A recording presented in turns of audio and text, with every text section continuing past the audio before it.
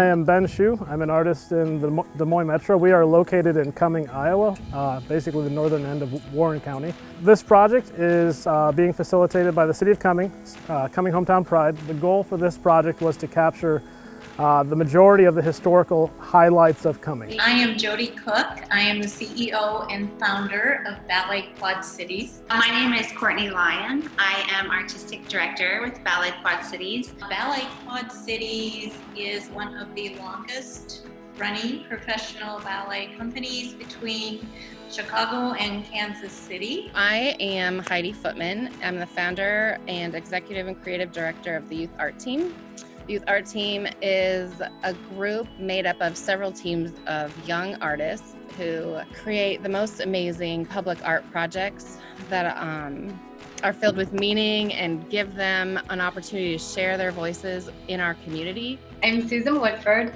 I'm a metal sculptor. I have two studios, one on an acreage in southwest Iowa, right outside of Shenandoah, and one in Council Bluffs at the Hoff Family Art, Culture, and Entertainment Center.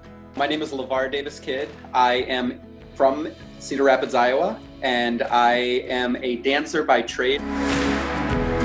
I am a dance educator at the University of Iowa, as well as Nolte Academy in Coralville. And we were hit. There were students who were foreign exchange students that had to go back to wherever they were from because of the pandemic, which then meant that we had to rethink how we were able to structure our classes. At the studio level, there were parents that were laid off, and so they couldn't afford to continue to send their kids, which meant in turn, teachers took a pay cut. When we understood that it was time to close up shop for a while, we were really knee deep. We were like neck deep in getting ready for a full Sleeping Beauty production, which is a massive production to take on. And we were all gears ahead for that. And then we knew that we were going to have to change gears. Our artists were all on spring break, and we just sort of knew that something was gonna be different when they came back. So we started over spring break, sort of getting things in place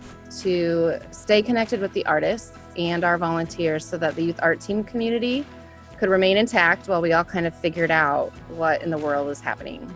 Because of the pandemic, the 7 galleries across the country that represent me almost all shut down. For me, it's a pivoting game. And I've been very fortunate that my collectors have jumped in and said, okay, we want to buy this painting, or we want to commission this painting. And so it's one of those things where as an artist, you have an opportunity to sit back and say, oh, woe is me, something fell through, or you have the opportunity to sit back and say, well, I have more time, I'm going to use it wisely.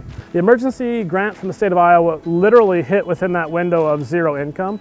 And so what it gave me was the opportunity to make sure that I had what I needed to facilitate the new body of work that I'm working on to push out this fall. It was a much needed relief.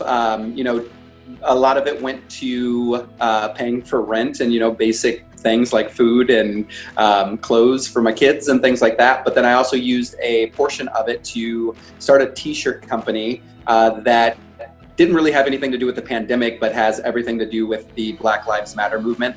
I think that the emergency relief funding helped us bridge that gap and try these new ways that we're finding out now are really working and have launched us kind of into this new way of doing Youth Art Team right now.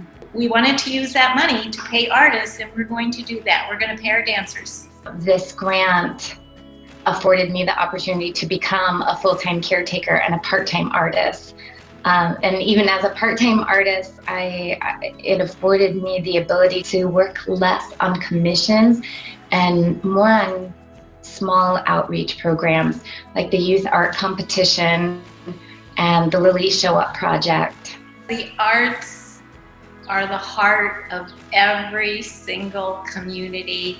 And if you have healthy culture, then you are going to cultivate people who want to move to your community, businesses will want to relocate, and tourists will just flock to your community if everything is in place. When artists are able to create, they're providing beauty and enrichment within the community that they're in. Art's a very powerful tool. The more that people look at it and say, let's invest in art, you're going to see that it comes back.